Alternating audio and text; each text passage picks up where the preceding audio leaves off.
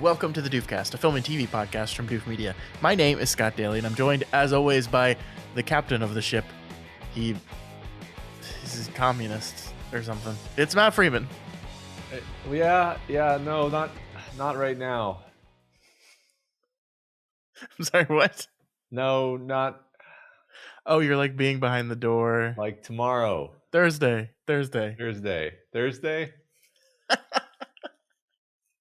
This week on the show, we are going to take a look at the Academy Award nominated 2022 film Triangle of Sadness. Matt got a chance to watch this movie a week ago or so. It's been a while since you and I met to record this podcast. You were traveling, and then we had the episode I recorded with with Elliot about Last of Us. So we haven't met in a couple weeks to talk about movies. It's true. And then the thing happened where we both saw a movie and it was the same movie. Mm-hmm. And also this movie is, I guess maybe it was a hot topic a few weeks ago. It's less of a hot topic now, but it did win a bunch of awards. And so I thought it would be fun for us to talk about it. Yeah, it was nominated for Best Picture. I like the director of this film a lot. So you said you saw it and you wanted to talk about it. And I said, sure thing. All right. So we're going to talk all about Triangle of Sadness. It will be a full spoilers review on that movie. So maybe go watch it first. It's on Hulu right now. And then you saw another movie that I didn't see, so we can't do a whole episode on it, but you wanted to talk about it a little bit, and that's the Dungeons and Dragons movie, because they made one of those. That's right. My kids really wanted to see it, interestingly enough. So we went and saw the Dungeons and Dragons. And also, a friend of the pod, Michael, basically told us that we had to go see it. Yeah. So he increased the list. Michael, for those that are long listeners of the podcast, they might know about Michael's 6 only good movies ever created list. And he was so enamored by Dungeons and Dragons that he increased the number to 7. There are now 7 good movies that exist in the world, according to Michael, and one of them is the Dungeons and Dragons movie. That's right. So I'll talk about why I think that is briefly at the end of this episode. Okay, I look forward to that. And then we wanted to wrap everything up with some updated news on HBO Max and the continuing saga of nobody knows what they're doing, because they made some moves this week, and there's certainly things. That's for sure. Yep. All right, Matt, but first, let's get into the main topic of the week and talk all about Triangle of Sadness. The success of a luxury cruise mainly depends on you. I don't want to hear anybody saying no. It's always, yes, sir, yes, ma'am. I command you, enjoy the moment. No. No? No. What? You say no to me? No. Oh, so it's yes. Yeah, no. Yes? Oh, yeah. Yes! The sails. Do you think it's possible to wash them? I don't think that's possible, ma'am, because this is a motorized vessel. Yeah. So we don't have any sails. It was sails. Yes. Well, then, in that case, we will clean the sails. Yes. Of course. Yes. Matt, what is this movie all about? A fashion model celebrity couple join an eventful cruise for the super rich. I want to get a job as professional IMDb summary writer, because they're doing just a bang up job here. Yeah, it's that's close, right? That's kind of close. It's close. This movie was written and directed by Ruben Ostlund. It stars Harris Dickerson and Charlby Dean. And then there's a whole lot of people in this movie that you probably have never seen before. And then there's a surprise Woody Harrelson, basically cameo performance. Yeah, I mean, it interestingly falls in the gray area between cameo and real character, but yes, I agree. Yeah. All right, Matt, talk to me about Triangle of Sadness. You obviously ended up watching this movie and liked it enough to want to talk about it on the podcast. So talk to me about this movie. What did you like about it? I just thought it was very clever and funny and weird in a way that I found delightful. Like, it seemed like it was from another dimension where people make movies kind of differently. and there's just different sensibilities in terms of acting and humor and performance and filmmaking in general. So the weirdness was appealing to me. Like, it was different and weird in a way that I liked and found refreshing and fresh. And I just thought it was really, really funny. And it just tickled a lot of aspects of my own personal sense of humor that movies rarely tickle, where it's kind of like dark and cynical and mean, and but like not just like in different ways, in new different ways that I haven't seen before. So in all of these ways, I found it a breath of fresh air. How about you? What did you, I think maybe you didn't love this quite as much as I did. What did you feel about this movie? Yeah, so I think a little background first. This writer director, Ruben Östlund, he's a Swedish director, and I had seen the two films he's made prior to this one.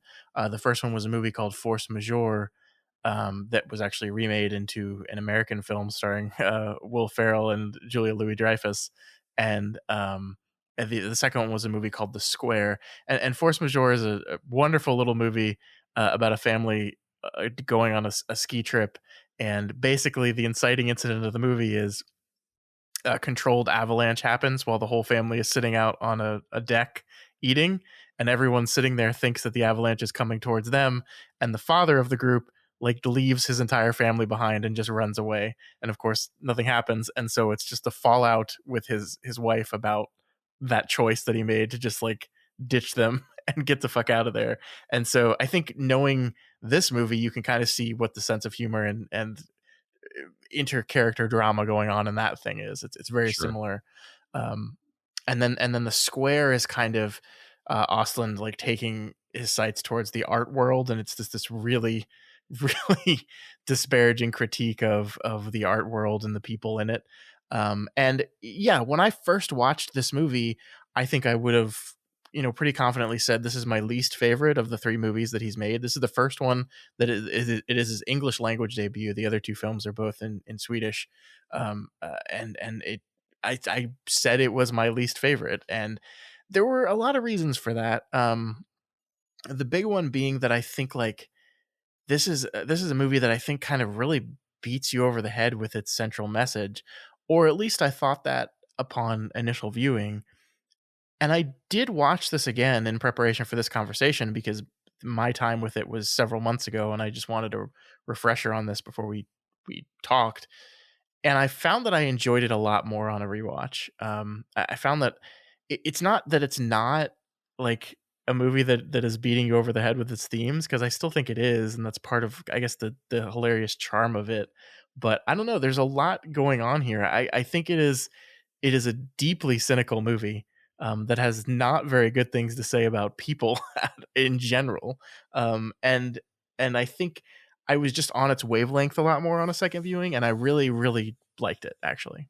Yeah, that's really interesting. I mean, even just hearing you describe this, I can see how having other movies by this director in your brain would change how you perceive this movie. Yeah. If you kind of know what you're going to get. I had no idea what I was going to get, right? So so maybe if you felt like it was going a little too obvious, I was like, yeah, that's fine. I'm just that's what the movie's doing, right? Yeah. And I think all those things you described, all three of the movies you just described, can be viewed as social satire, where you're taking some comedic scenario and you're using it to expose the hypocrisies and lies that we tell ourselves and we tell each other, and that we all do. It's common to our whole society. I mean, again, I've only seen this movie out of those three, but it sounds like this one was almost doing a Animal Farm type of satire, where it's like we're going macro. We're criticizing all of society and everyone in their roles, because you can or another comparison would be Parasite, where Parasite is a film that is kind of metaphorical but also works really well dramatically. This is a movie where, much like Parasite, the cruise ship works as a metaphor for society, with the haves and the have-nots and the people in the below decks who Yeah. who the rich people never even see. And then of course, the as the plot evolves into, I guess, like the third act or the final act or whatever, everything gets inverted and all the hypocrisies and ridiculousness is revealed. And to me, the third act is what kind of makes the movie, because like if there's a world in which this movie kind of ends when the cruise ship blows up, I think it's like it's a boring, simple, obvious film. It's just like hey, rich people suck. they all suck, and they're hypocritical. Hooray! And that's certainly something that the movie is saying, but I think it goes so much deeper than that, actually. Yeah. And the parts of it that I still think are a little bit like the parts that I really didn't care for is stuff that's like, I don't know, it's not only on the nose, but it feels like a joke that's been made 100,000 times before. And that's like the social media satire stuff going on here. Like with we have our two model characters and she's posing with the spaghetti. And then the guy asks, like, are you going to eat that? And she's like, no, I have a gluten intolerance. And like, we get it. The social media is an illusion. Like I just that's the part of the stuff that I didn't care for at all. But everything else going on, I think, is really, really actually fascinating, because I think you're right. I mean, this is certainly a critique of capitalism. This is certainly a critique of society. It's certainly a critique of the super rich and the type of people that are super rich. The delightful elderly couple being like one of the biggest landmine and grenade manufacturers on the planet was just wonderful. But yeah, I mean, the what happens in the third act of the film when they crash land on the island is Aslan going beyond just saying capitalism is bad, the super rich are bad. What it is saying is that there's perhaps a fundamental flaw at the core of humanity. Yes. Because the second the person that was on the bottom gets power, they just reset up a system in which they, take full advantage of the power and basically get to run the thing. It just flips everything. And then we just proceed along that path as normal. Yeah. And that's a really fascinating, and you could say that it's like, is this like a critique of we are so ingrained in this system that like we are inescapable from it? Even if we were to toss the reins of the system away, we would just rebuild it because we're so ingrained in the system. Or you could go beyond that and say that this is just so ingrained in us as a species that we're going to just do this thing, that like when it comes down to it, when it comes down to survival, when it comes down to living, when it comes down to choices like food, we're going to do whatever we need to do to survive, and people are just going to fall in line in that hierarchy. And yeah, man, bummer. Yeah, I mean, I guess I guess I didn't find it as much of a bummer as you did. I think I may have sort of taken. She murders the girl in order to stay in her situation where she's the queen. She probably does. It's unclear, but I mean, yes, that is a bummer. But that's I agree. It's like I agree with you, but I don't agree that it's. I guess I'm just like to me, it's a refreshingly honest take, is what it is, because that's fair. Like I'm going to make the same critique. Last time I'm going to keep mentioning Parasite only insofar as last time when we talked about Parasite, we talked about the idea that like it seems like the critical establishment is so like brainwormed that they can't actually just objectively report what's happening in the movie. They can't actually talk accurately about what's happening in Parasite because of fashion, basically ideological fashion. And like I kind of saw the same thing happening with this movie, where nobody can actually say what you basically just said, which is like, God, it's not really a movie about capitalism. I mean, that's like in there. Yeah. But really, like the Russian capitalist and the ship captain communist, these people are just hypocrites. Yeah. They're just full of shit, and they're saying things that like make them feel good about themselves while just enjoying the benefits of being in power. Yeah, while the boat is sinking. Like that is one of the lasting images of this movie to me. That will be a capitalist and a communist sitting over drinks arguing about which economic system is better while the boat is Yeah. sinking. Like while shit is flowing over the boat.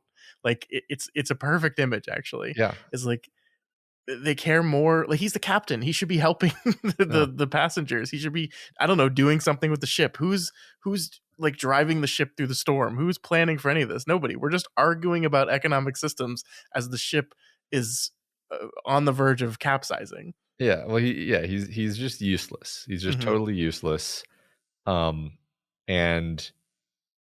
then when we get to the island, we just it just rips away the veneer of hypocrisy, and it's just like, okay, who has the power? The person who can keep us alive has the power.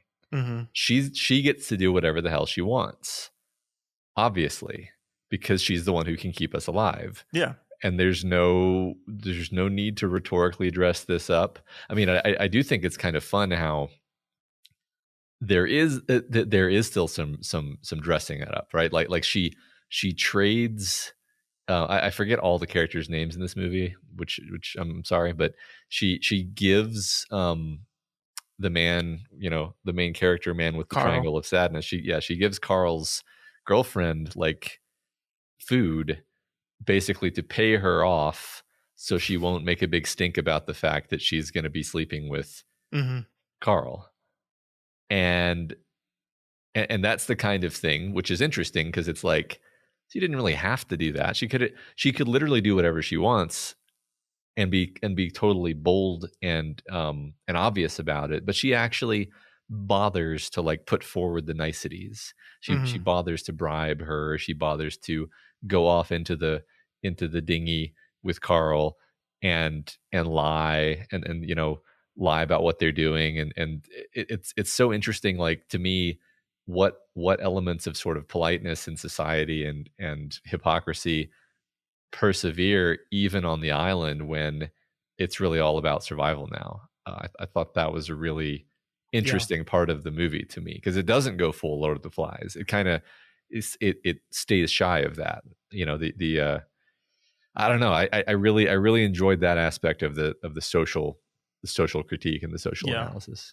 I mean, my favorite part was the Russian capitalist like immediately quoting Karl Marx the second the roles are reversed on him, and then suddenly oh yeah, to each according to his value, and like that Marx quote, and it's all bullshit. Like, that's the thing, is it's all bullshit. All of it's bullshit. And that is true. I think the most interesting of the three, because this movie is kind of divided into three segments, right? You have the beginning part with Yaya and Carl, and then you have everything that takes place on the boat, and then you have everything that takes place on the island. And from this perspective, I think it makes the first part, that argument between Carl and Yaya about the bill for dinner that night, the kind of the most interesting one, right? Because when you're watching this the first time, or when you're watching it, you see this whole thing play out, and you're like, okay, this is interesting, but I don't really know what to do with it. What are we doing here? And then as we go through, and it's revealed that the movie is just kind of about these dynamics and these social dynamics, and how these things are built and constructed, and all the bullshit of it. I think that opening part becomes really interesting, because we have these two characters that are arguing about money. And one of the interesting things is, it's been established in the modeling world, women are actually the ones in the better financial situation, right? Women models get paid much more than male models. So she is the position of power in this relationship, and he's upset with it. And he, triggers gender dynamics and complaints about that and all these things. And then the reveal from her perspective that it's all bullshit anyway, that they don't really even love each other. They just kind of like each other, and it's just a beneficial relationship. Everything's transactional, and that's, I think, the through line of this whole movie is everything's transactional, and it's just the only thing that can change is who is in control of those transactions and who isn't. Yeah, everything's transactional, and there's brief moments of honesty, because he's trying to like you just pointed out, he's trying to bring up the idea of like, I want us to really be equals. Like I really want to I really want us to live out this ideal of gender equality. And because she's the wealthier one in the situation, she doesn't want to. She's like, no, I'm good. I actually still want you to pay for things because of course I do. And really it's just all about naked power in relationships and what have you done for me lately and what do you have to give me? Yeah. I mean, I think Carl is such a fascinating character, and this might be one of my favorite things about the movie. He's kind of the closest thing we have to a protagonist. Yeah. And he's just such a sad, miserable person, and you feel so bad for him, which is really interesting because like he's this beautiful man, but he has, he genuinely does have this like frown of consternation on his face almost the entire movie because his triangle of sadness, his triangle of sadness is all kinked up because like nobody loves him actually. Yeah. He's constantly being judged and found wanting. Like the first thing that happens in the movie, which is another scene that is, sort of a bookend that you could almost forget was part of the movie, is he auditions for like a runway model gig, and is judged harshly, basically as an object, and then is rejected, and then he like tries to go to the show anyway, and they like don't let him have a good seat, and it's just the scene where they shift everyone to the right, and he's just, I mean, that's a perfect metaphor for the movie as a whole. You just like, it's like there's a limited number of seats, we shift everyone to right, and someone's gonna end up without a seat, and who it is just dependent on the situation. Yeah, exactly. So he's just this poor guy, and I don't think he ever really kind of, it's not like he's a character who has an epiphany and realizes like the system in which he lives and how it's all unfair. He just doesn't understand, and he's just suffering due to it, and you feel bad for him. Yeah, I mean, and he's not a great person either. I think that's something we need to be said. Like the sequence where he gets the one guy fired, like he has this real streak of jealousy to him, and he, I think it's really interesting. With these two characters, both these models are here on the ship with the super rich, but they don't belong to that class, right? They're like posers in the class because they got this trip for free as part of their influencer idea. So they are putting up the illusion of wealth and the illusion of all these things, but without actually having it themselves. It's all fake. And I find that really interesting because they like behave as if they belong in that class, as if they're the same level as all these other super rich people around them, while also like dressing them down at the same time. Like they think they're better than these super rich people because they're not, but also he's going to get some guy fired because his girlfriend smiled at him. Yeah. Well, so I mean, I think this is another example of him being kind of just an idiot, because it's, from his reaction, I think he didn't really mean to get the guy fired. He just wanted to. No. He just wanted to. So here's the complicated thing: is like I sound like I'm excusing his behavior in tattling on the guy, when actually it's just like from the point of view of his character, the reason he's so jealous is that he feels horribly insecure because he's really into her. She doesn't. She has told him that she doesn't really love him or care about him that much, and it's just transactional. So he's very insecure, and so he kind of lashes out and complains about the guy having his shirt off. And then later, when he sees that the guy's being fired, he obviously feels terrible about it. Of course, he probably saved that guy's life. So in the end, how mad can he really be? True. Yeah, I mean, it is really fascinating. I agree with you. He's kind of the most interesting character in the lot, especially since the ending of the movie. We talked about the did she or didn't she with the smashing the girl on the head with the stone, when they hilariously find out they've been on a resort island for what has to be months, right? Like enough to where characters have grown full beards and no one at any point like explored the rest of the island. It's absolutely hilarious. But the movie actually ends on him sprinting through the forest, and we don't know what he's sprinting to. or from, Yeah, or from, right. or any of that. We Yeah. don't actually know. And that's really interesting, because is he sprinting to Yaya? Does he suspect what's happening here and he's sprinting to save her? We have no idea, right? Is he going to tell them that that merchant came to the beach? Is he running away because he wants to stay on the island where he Yeah. feels like he has value, where he's actually this valuable token of he's something that's desirable and wanted and loved here. Yeah. And I love that, I love that ambiguity. I think it's a great ending, actually. Just overall, I think it's a great ending. Just leaving everyone in a lurch. There's a lot of little stuff throughout the movie that I just like. We haven't really talked that much about how funny it is. This is one thing that I feel was missing from the conversations that I've heard about it so far. Is it's all, of course I enjoy having these analytical discussions. That's mainly what we do. Sure. But like, the movie is so funny. Like I this is definitely super lowbrow of me, but like the whole extended lengthy sequence that's just people vomiting everywhere and slipping and falling in their own vomit and sliding around on the bathroom floor and falling down heavily and sliding down hallways in a rocking ship. Hilarious. I laughed so much. I laughed continuously the entire time. Yeah.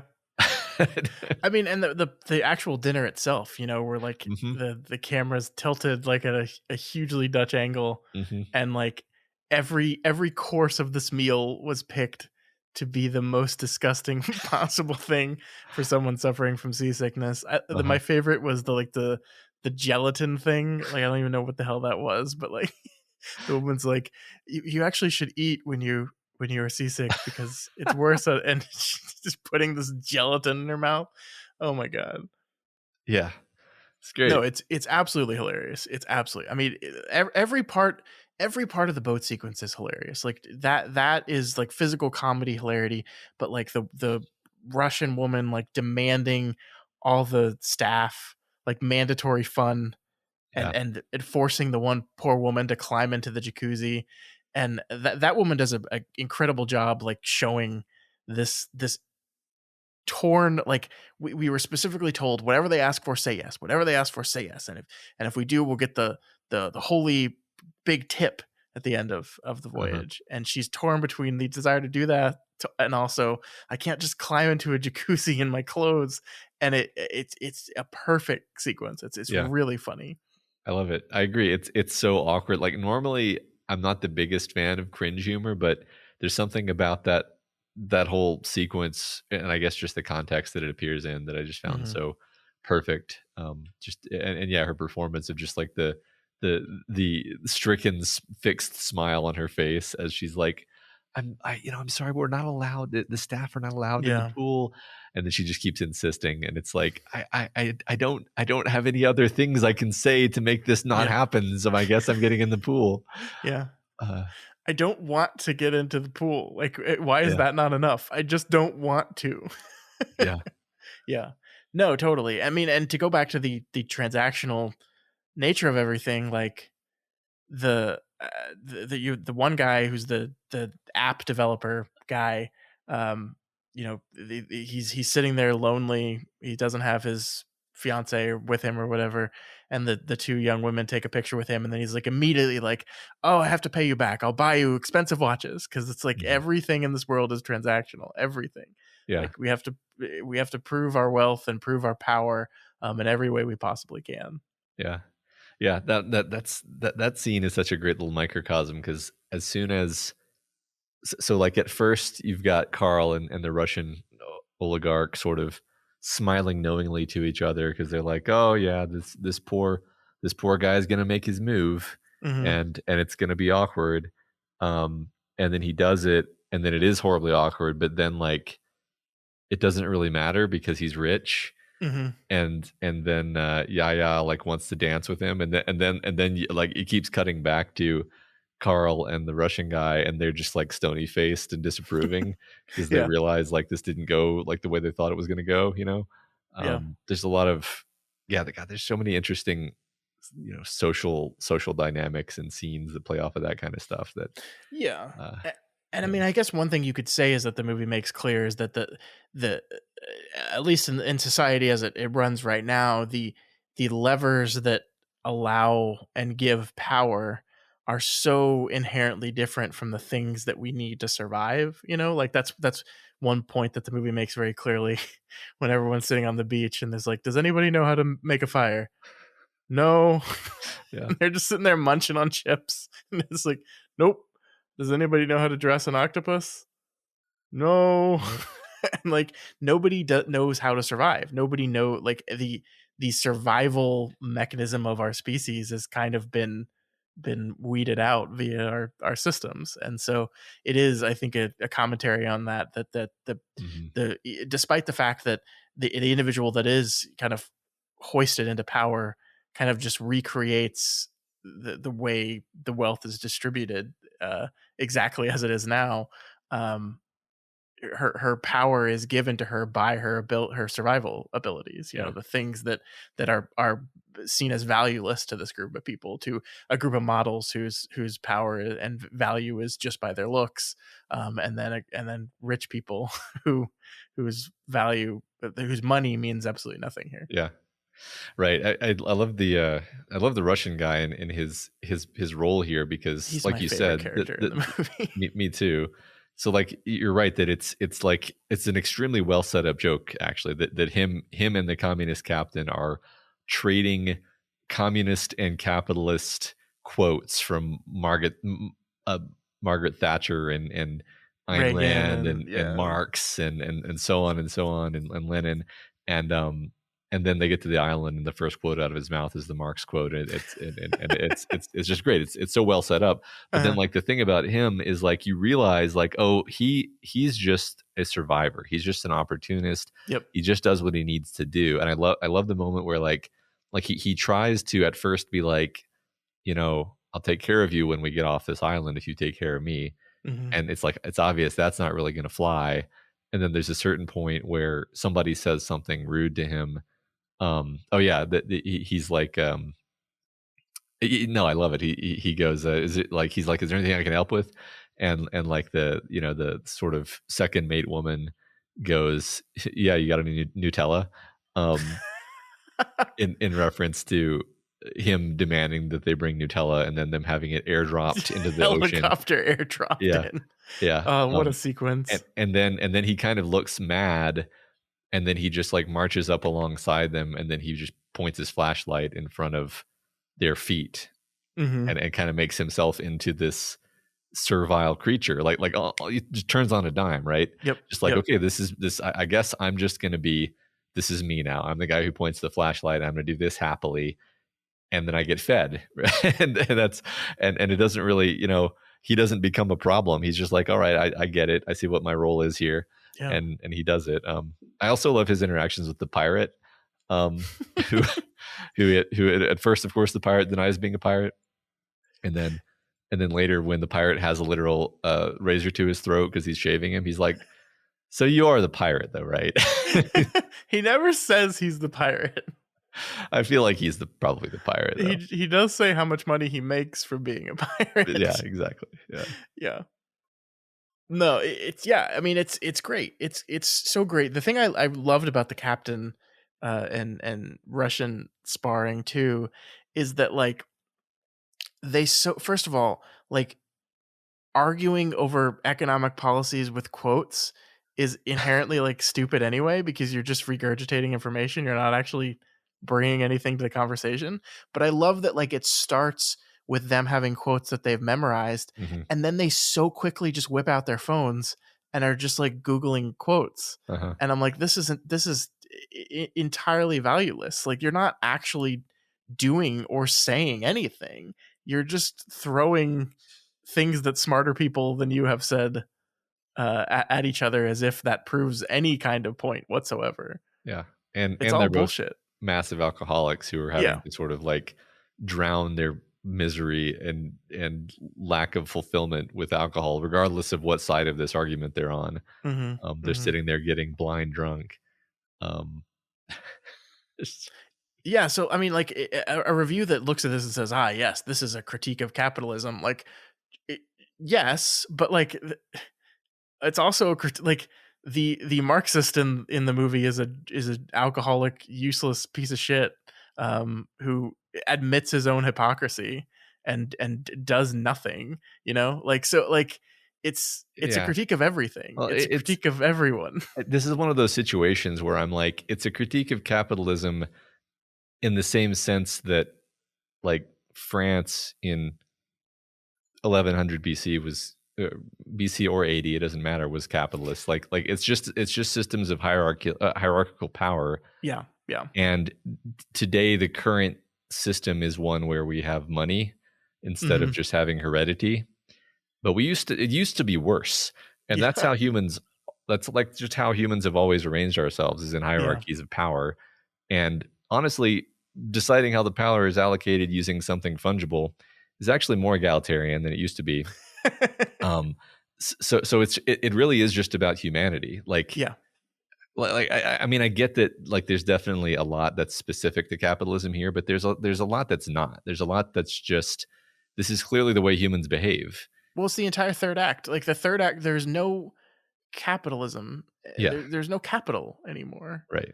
It's like, and this is the deeply cynical view on it, I think, is that like even if you're saying, okay, this is a movie that says capitalism is fundamentally broken and flawed and whatever, blah blah blah, blah, let's say that that's what it's specifically saying.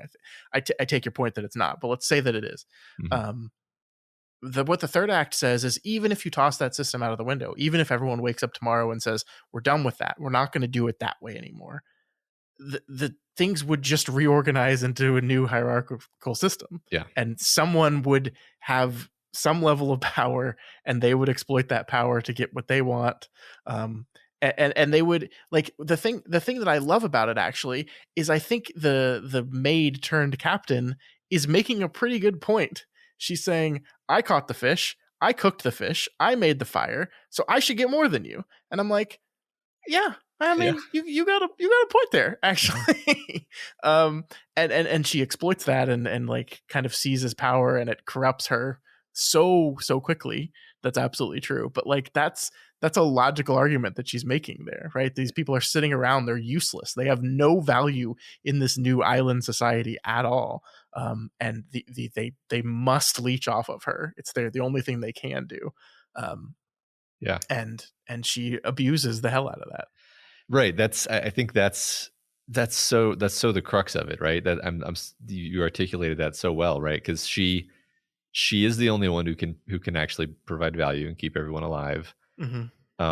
But she doesn't have to kind of become the total monster that she does, right? But she does do so. She hoards, the nice place to sleep, and the beautiful man becomes her sex toy, and it becomes very, very bad. I think that's the statement about human nature. And again, she is somebody who was on the lowest rung previously, and so it's just saying, like, it's not like she's going to be enlightened and be super kind and generous to all these people out of the goodness of her heart. Like no one would do that. Actually, this is just realistic, and like you said, cynical. But I don't know. There's some movies that are cynical in a way where I'm like, oh my God, that's just awful. This one's more cynical in the way where it's just kind of trying to be honest in a way that's really uncomfortable. Sure. No, I get that. I don't think I mind as much.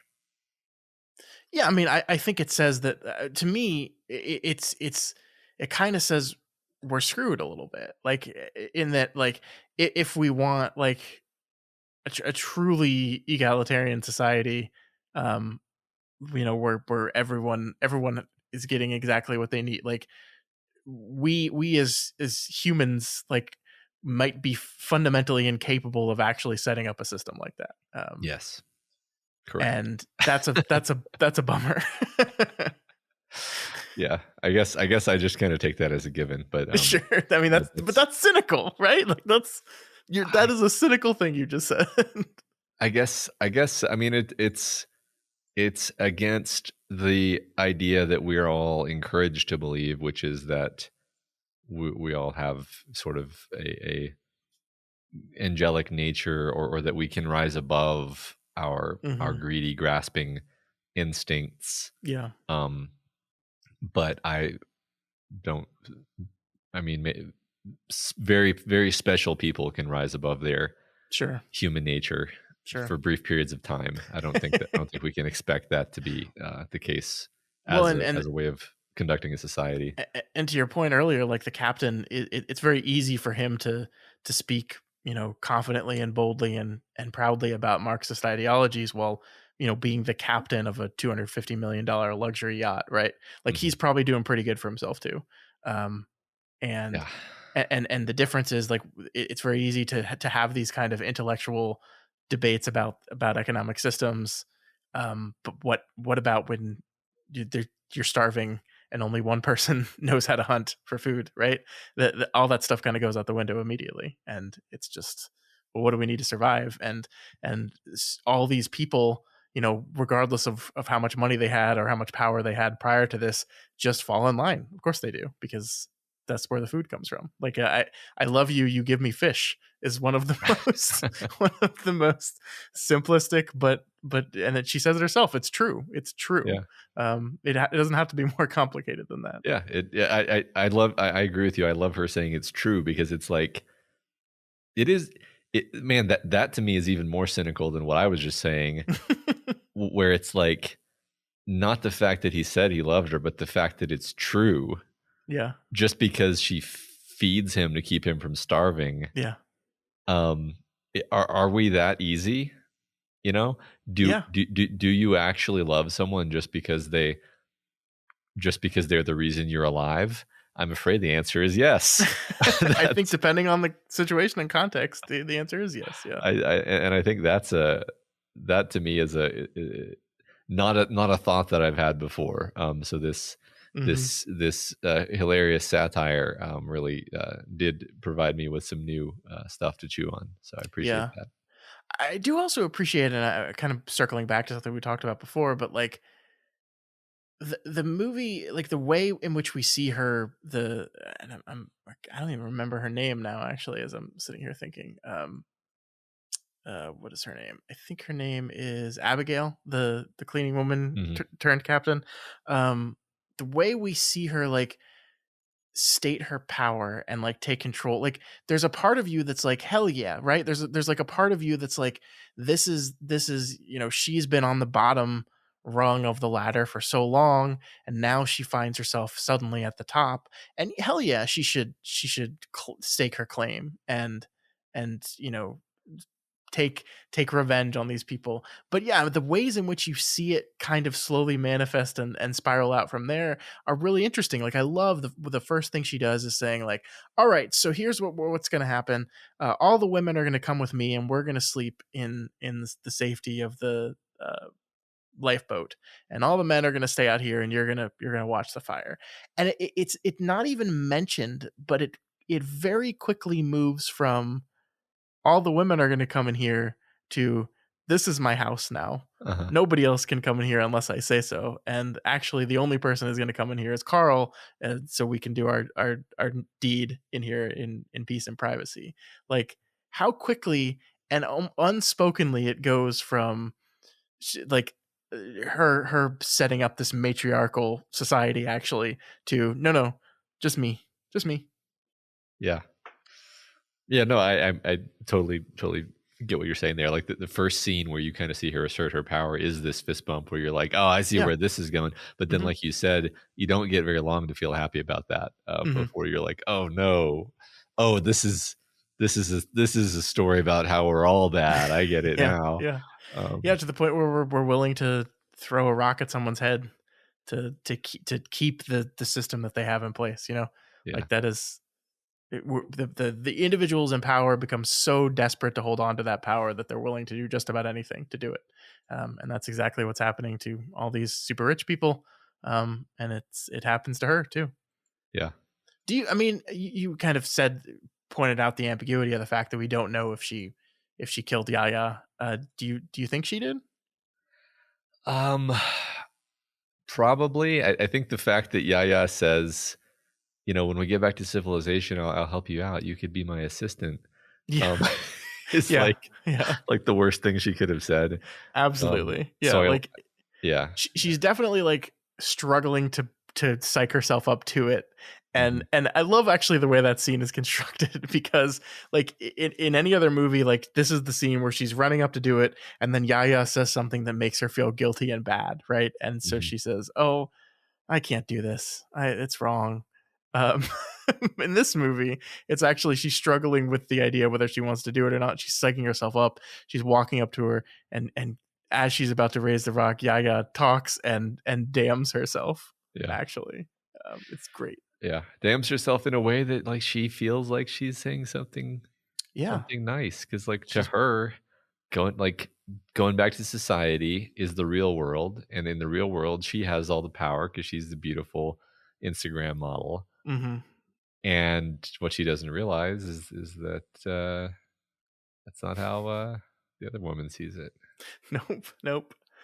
Man, I it's so fascinating. Like this second viewing really turned this movie around for me, and I think it's really interesting the way that can happen sometimes.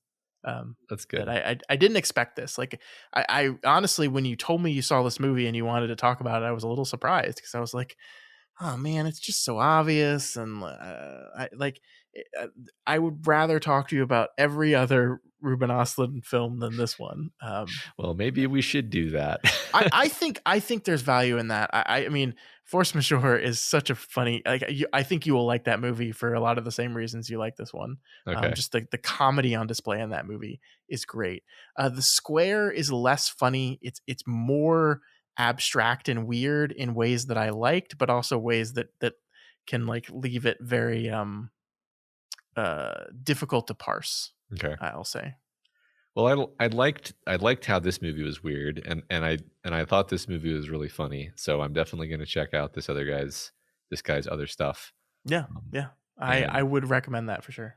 Yeah, I appreciate you being willing to revisit this movie because I really enjoyed it, and I see why it might have landed differently for you. But I'm glad that we got the opportunity to talk about it. It was fun. Me too.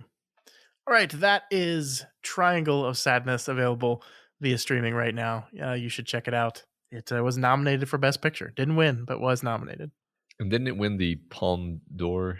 I believe it did. I believe, I think all of Ruben Östlund's films have won the Palme d'Or, actually, in the years they came out. Maybe not Force Majeure. Maybe just The Square and this one. Okay, that's cool. I need to find out about this guy. All right, Matt, talk to me about another apparently great film. Talk to me about Dungeons and Dragons. I forget what the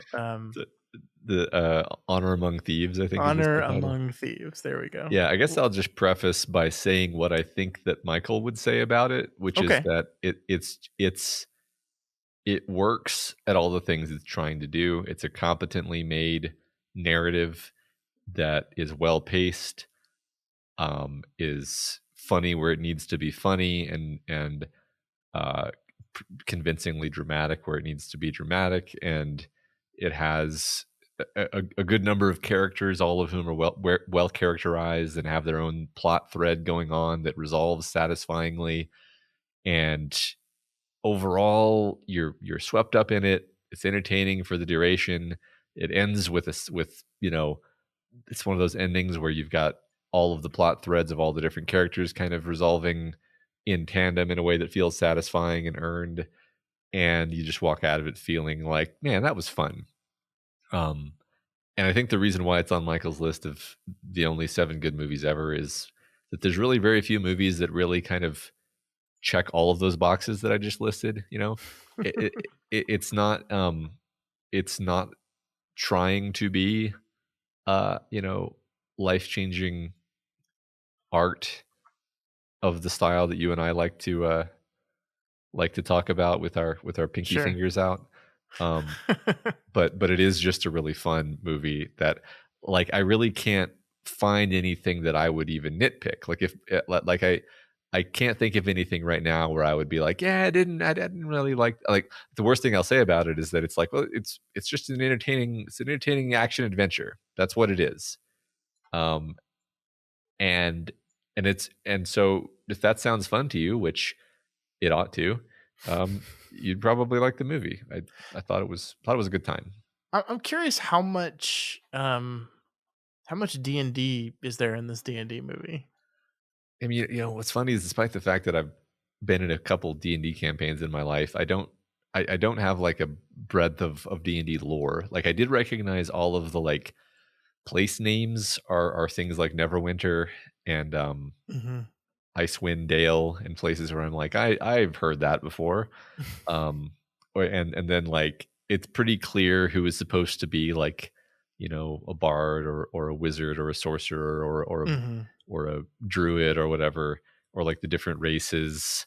So they have the D&D races, they have the D&D classes, but like they don't smash you over the head with it. It's just like, yeah, like in any fantasy setting, there's just different kinds of magical people and it's conveyed in a way that feels very organic. And my kids had no trouble following it, despite the fact that they don't know the difference between a necromancer and a sorcerer.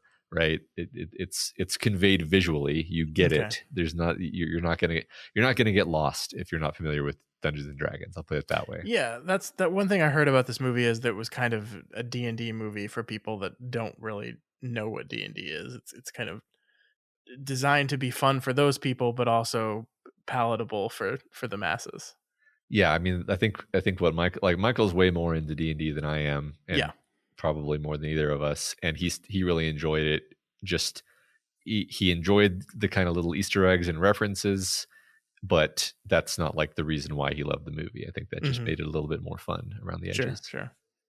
Cool. All right. Yeah. Well, I mean, I want to check it out. I like Chris Pine a whole lot.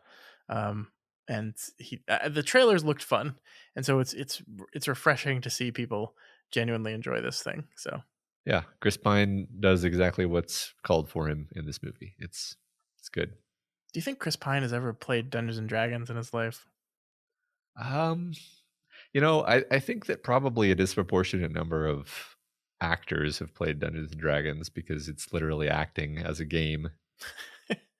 But it's not like no one's played it like Vin Diesel has played it, or Henry Cavill. Henry Cavill, yeah. It's funny how I knew you were talking about before you even said it. Yeah, or the other one who is well known for this. Yeah, right. Yeah. Well, that's great. I will check out Dungeons and Dragons eventually. Probably not till it comes to streaming, which I'm sure it will do relatively soon these days. But yeah. I mean, Michael might disagree with me, but I don't think this is something you need to rush out and see immediately. But yeah, I said as much to him, and he told me I was wrong immediately. Okay, all right. So, well, but I needed to see this in the theater. It's very important. Whenever you do eventually see it, I do kind of think it might be fun to have him on to explain to us why it's one of the 7 best movies of all time. That does sound like it would be a fun conversation. Did you think it was better than Triangle of Sadness? I'll ask you that. Did I think it was better than Triangle? I mean, like they're just totally different animals to me. And the thing is, Michael wouldn't like Triangle of Sadness. Oh yeah, he would not like it at all. He wouldn't. There's like nothing there for Michael. Mm-hmm. So to me, like as a film, right? Like okay. Let me put it this way: I would recommend Triangle of Sadness to you over Dungeons and Dragons. Okay, but that's because I know that you appreciate that kind of thing. Sure. And the artistry and the subtlety and the satire of it. But to my children or to Michael, I would recommend Dungeons and Dragons. Oh, so you're lumping Michael in with children. That's great. He's gonna love that. With love, of course. No, I get it. That's cool. Yeah, that's Dungeons and Dragons: Honor Amongst Thieves, available now. Doof. All right, Matt, let's wrap up this episode by talking about HBO Max. Oh, I'm sorry. Max. It's cleaner. Yeah. We talked about this a few months ago, I think, when the news was kind of circulating, the rumors were circulating that the new owners of HBO and Warner and uh, I don't know if you remember the background of this, but but Warner and which included HBO, was purchased by AT&T in this huge deal a few years ago, and then they sold them off a few years later at a giant loss. HBO or AT&T rather decided they were going to get out of the content business and they were going to stick to what they know how to do. So they sold them off. The buyer was the owner of the Discovery networks which there were tons of networks and their own streaming service, and they've kind of slowly been trying to figure out how to integrate all this content under one roof. The rumor was that they were going to do that by ditching the HBO name and just naming their streaming service Max. And it was revealed yesterday, the 12th of April, that they were doing just that. So it's not that like HBO as a content delivery thing is going to go away. It's still going to be a studio. There's still going to be HBO programming, but the streaming service that most everyone is going to be getting their stuff off of has dropped the HBO name and it's just going to be called Max going forward. I said this was stupid when it was a rumor. I still think it's stupid. I think dropping the signifier of quality from your brand is a dumb move. But what do you think? Yeah. I think at the time we agreed that this sounded stupid. It's I mean, all of the jokes have already been made, unfortunately. The fact that you're taking off the thing associated with like really high quality entertainment and just saying like, it's just a bunch of garbage. We got all kinds of garbage in here. We're just like all the other streaming services full of garbage. It's very silly, and it reminds me, maybe I even said this last time we talked about it, but it reminds me of like when Netflix kept changing their branding. It's like a panic flailing move that you do when you don't really know what you're doing, and you have organizational problems that don't allow you to make clear, good, decisive choices. Not that like HBO Max was like the best name in the world, but it's like it was memorable. I had no trouble remembering HBO Max, whereas there are other streaming services where I was always like, what is it? Disney? It took me a while for it to click. Yeah, let's be honest here. None of these streaming services have great names. I mean, I think Disney Plus is effective because it answers the question, what is the service? Well, it's Disney stuff plus more than that. But like Peacock isn't a good name. Paramount Plus isn't a good name. I agree. HBO Max itself wasn't a good name. And HBO has this hilarious history of bungling this whole thing, right? Because I don't know if you remember the confusion around this whole stuff a few years ago, because there was at one point HBO Now, yes, which was, I believe, the way to subscribe to HBO not through a cable provider. It was just an independent HBO specific subscription. But then there was also like there was another one on top of that. There was like HBO something else stupid. I don't even remember it anymore. All I can think of is Max right now. But there was HBO Now. Go. It was Go. HBO Go, which was just the app you used if you had an HBO subscription through a cable company but wanted to watch stuff via their app. That was HBO Go. And then while those two things still existed, they introduced HBO Max, and everyone was like, what is any of this? I don't understand. And now maybe that's why they dropped the HBO from it, because they've bungled so many things with HBO in the name that they're just like, okay, it's just Max now. Okay, but the time to do that would have been like years ago, because I remember struggling with this back like when we were literally watching. Was it Game of Thrones? Probably. Was that how long ago this was? Yeah. Geez, that was so long ago. And being like, okay, I start typing in HBO into my browser. And then it like autofills and like, wait a minute, which one of these things is the one that I'm supposed to be watching? And then I would like log into one, it would be the wrong one, and I have to log into the other one. And it was a huge pain in the ass. But yeah, they fixed all that. That hasn't been a problem. So this is stupid. It makes no sense. It's stupid. It is. I mean, I think ultimately, like, their excuse is that they don't want to scare away people that are afraid of just the prestige HBO brand, which, as you said, is the joke that, like, no, we have garbage here too. Like, we Yeah. have, like, because the Discovery suite of content is just hundreds and hundreds of hours of terrible, trashy reality television stuff, like the lowest of the low, like the Learning Channel reality TV stuff that is just like, oh, look at these really overweight people, let's do a show about them, or like, this person suffers from OCD, and so we're gonna do shows about what that, like, the hoarders, like, just like hundreds and hundreds and hundreds of hours of these type of shows. And that's all going to be available on Max, along with The Sopranos. I mean, you could say maybe this is just me being an optimist, but you could look for the 12-dimensional chess move, and you could say, "Ah, shit, we ruined our catalog. We don't want this garbage to be associated with the HBO brand, so let's not do it. Then let's call this Max, the garbage trough for pigs." And then later, we're going to move all of our good stuff over into another bucket, and that's going to get the HBO brand. I mean, maybe that's really funny. Yeah, I don't know. It could be.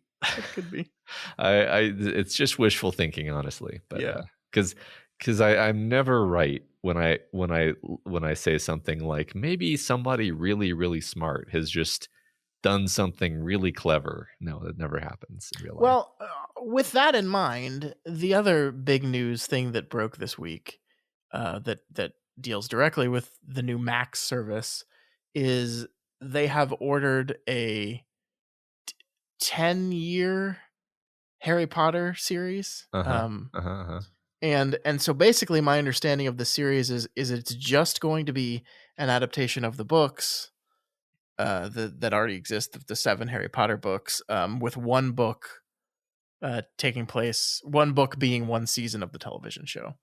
And, putting aside the J.K. Rowling of it all for a bit here, this is really strange to me, actually, and kind of unprecedented, because obviously, like, reboots and remakes and like these things have happened over and over again, and the franchising, everything has to be a huge, long lasting franchise. That, of course, has been the reality of our existence for years and years and years. I don't think ever something's been done like this, where I believe it was, like, I don't know, when did the last Harry Potter movie come out? Like 10 years ago? Yeah, roughly. I think it was like between 10 and 12, I think. Yeah, not that long ago. And now we're going to reboot those specifically. And, I think you and I were talking about this before, and we're like, well, I mean, like, we kind of had this with the Spider-Man, where the first 3 Spider-Man movies came out, and then, like, 4 years later, we just rebooted Spider-Man, which, yes, true. But we didn't do it like this, which is that it's going to be the same story. The really interesting thing about the teaser trailer thing to announce that they've ordered the series, which is just the most premature thing that you can do, is that, like, we've announced that we've asked someone to make this thing for us. It doesn't exist at all yet, but we're going to do it probably. That announcement had the John Williams score in it. It had the Hogwarts from the movies in it, and it had the logo from the movies in it too. And so it's like, so what's changing? If we're going to do the same logo, the sets are going to look the same, the music's going to be the same. Really, we're just going to hire a bunch of new actors. And that's so weird to me. I don't know. Am I off base here? That this is just a weird move to make. It seems further than they've been willing to go, and more brazen. I guess maybe I don't see it as quite the break from the pattern that you do, just simply because, like, we do keep rebooting some of the same things over and over. But yeah, you're not wrong that it's like, yeah, it's the same exact thing. It's not just like, okay, we're making another version of Sense and Sensibility or whatever, where it's like we're going to use somebody's different vision. It's like, no, we're going to do the same vision, same everything, different actors and TV show now. Yeah, like we're not rebooting Star Wars, right? Like we're not remaking A New Hope and The Empire Strikes Back and Mhm. Return of the Jedi. Yeah. We're just making more movies in the Star Wars universe.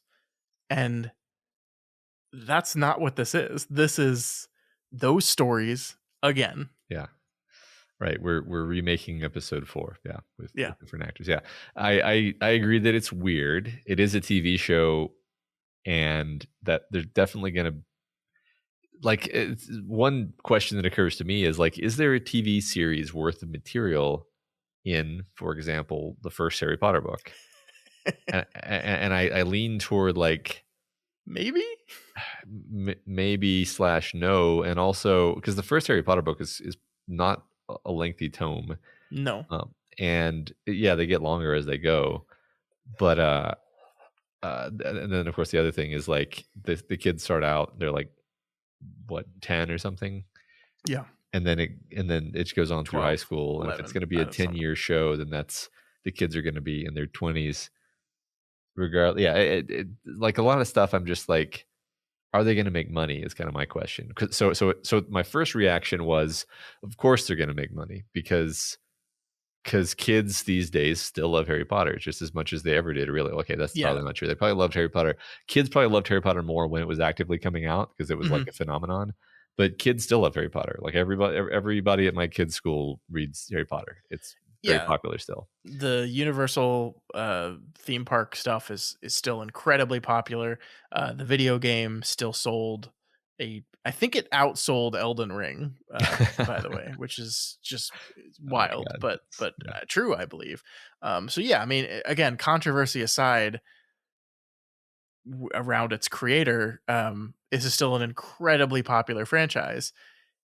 It's interesting though that, like, they haven't actually been able to turn this into a money-making machine in the movie and TV entertainment industries, right? Like, obviously the Harry Potter movies themselves were hugely financially successful. They tried to make this what is even the name of them? The Fantastic Beasts. Fantastic Beasts. Thank you. They tried to make this Fantastic Beasts series. Nobody cared. Nobody cared about any of these movies. I think the first one did okay, and then they just went down from there. I never saw them after the first one, because I went and saw this and said, "Oh, this was bad. I don't care about any of these characters, and I don't want to watch this anymore." And I think perhaps you could say that the lesson they learned from that is that when people think Harry Potter, they think Harry Potter. That the perhaps the wizarding world itself is not the kind of draw that they hoped and thought it was. And what people want is more Hogwarts. They want more Harry. They want more Ron. They want more Hermione. And so we're just going to literally just do that exact thing and do more of that again. Which is, I mean, I think that's kind of funny, because, like, the single most popular fan fiction property in the history of mankind is the Harry Potter wizarding world, as a setting. So people, the wizarding world as a setting is actually a very compelling setting. It's just, when they did it in the Fantastic Beasts movies, I think they did it in a rather lazy manner that didn't really. I think those were just bad movies. I think that's all there is to that. And they over condition on their lesson there. I mean, I think this is probably going to be a good move. Like, a lot of people are probably going to watch this.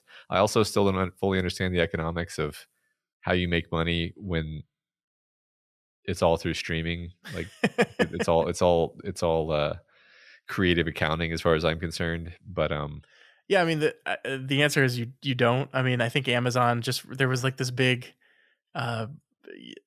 investigative journalism report about Amazon Prime's TV spending, and it just revealed that they just spent gobs and gobs and gobs of money on all this stuff and recouped basically none of it. Like the Lord of the Rings show that we both enjoyed that cost $2 billion to acquire the rights for and whatever, that didn't make any money at all. They didn't make any money off of that. And I mean, they're Amazon, so they don't necessarily need to, right? But for a business that is kind of surviving on the strength of their subscription numbers, how much money can they afford to put into this thing? And how do they measure return on that investment? I have no idea. I really enjoy living in a world where gigantic mega corporations compete for the right to waste billions of dollars to entertain me specifically by making Lord of the Rings TV shows. Yeah. How can you complain, right? No, I never will. And it comes for free with the Mhm. Amazon membership that I've owned forever, and I get free Lord of the Rings TV show. This is amazing. Yeah, I don't know. I do think, like, economically, I think you're right that this I mean, a lot of people are going to watch the show. I think is the truth. Will it be good? I don't know. It could be. Like, there's a version of this that could be really good, actually. That really the space of a season really allows them to really dive into character in a way that the movies just couldn't do. And it could be really interesting and fun and good. I don't know. The risk here is that people reject it, right? Like, to a lot of people out there, Daniel Radcliffe is Harry Potter. That's who Harry Potter is. And the idea that you could recast the role of Harry Potter, I think we'll see if the fan community puts up with that. I don't know. Yeah, that's a good point. I think that they probably will. My prediction is they probably will. And if they don't, then talking endlessly about not my Harry Potter hashtag will just mean more free advertising for the show. So win-win. Sure. Yeah, I don't know. We'll see. No idea when this thing's going to come out. Like we said, they kind of jumped the gun here with their advertisement just to throw something out there. I don't even know if like scripts have been started. I think they just ordered the series, which is, again, a weird kind of backwards way of doing things. In the normal way of television, you write a pilot, you film the pilot, you send the pilot to a distributor. The distributor watches the pilot and then says, yes, we like this. Make us 10 episodes, or make us 2 seasons or anything. No, Max has just ordered a full series of 7 seasons for this thing. They're doing it. Yeah, we want you to commit your career to us.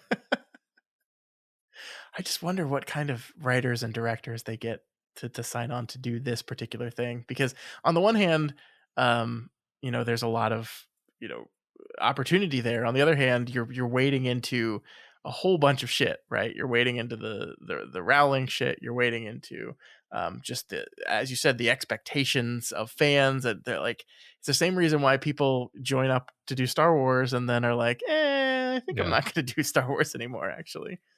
Yeah, you're totally right. So that is, I don't know how to think about that. They might not get some of the names that they would have otherwise gotten because of the associated baggage. You're right about that. Yeah. So I don't know. We will see. Who knows what's going to happen here? But there's a lot of talent out there in the world. So just because certain people don't go for it doesn't mean there's not people waiting right behind them in line who are also very talented. Right. If anything, if we learned anything today from Triangle of Sadness, it means that there are people out there willing to do whatever if it gets them what they need to survive. Yeah, a single slice of an octopus tentacle. That's all I ask. All right, Matt, that's going to do it for us this week. If you have any opinions on anything we talked about on Triangle of Sadness, on Dungeons and Dragons, or on HBO Strike Through Max, you can reach out to us via email at doofmedia@gmail.com or on Twitter @doofmedia. Yeah, if you're not already subscribed to the Doofcast, we encourage you to do so and ensure you never miss an episode. You can find us on iTunes, Stitcher, YouTube, Google Play, and pretty much anywhere else podcasts can be found. And if you like what we do here and want to support us, consider becoming a patron of Doof Media. You can head over to patreon.com/doofmedia and pledge at any of the available levels. We have a bunch of cool bonus content for you that are new things coming out every week. This week, we released our Other Levels of the Tower episode talking about the horror anthology series Creepshow, written by Stephen King and directed by George Romero. And we loved that movie to death. And it was a wonderful conversation that you should definitely listen to if you haven't. Yeah. And also please consider rating and reviewing the Doofcast on Apple Podcasts. Each review helps us get more exposure and introduces new people to the content that we make here. That is right. As far as next week, we don't know what we're doing. I think we need to have a canon episode here pretty soon, Matt. So we're going to have to do that. But we are still kind of mulling over what we want to do for our next series. We got a lot of really great feedback from you folks on the different ideas. Matt, I think the most popular one was the short story one, which actually doesn't surprise me at all given our audience. But I think that's the one that's probably going to take the most amount of time commitment to do. So I don't know if that's going to be the one we launch into immediately. But we're still kind of trying to figure out the answer to this question. Yeah, well, we're sort of doing a dry run for that concept over on the Kingslingers feed anyway. That is true. So check that out if you haven't yet. Stephen King's Night Shift, great short story collection, and we're really enjoying talking about it. For sure. All right. Regardless, we will have a new episode for you next week. So check us out then.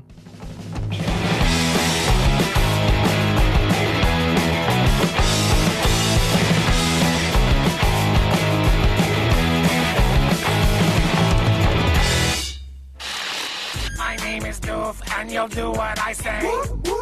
My name is Doof, and you'll do what I say.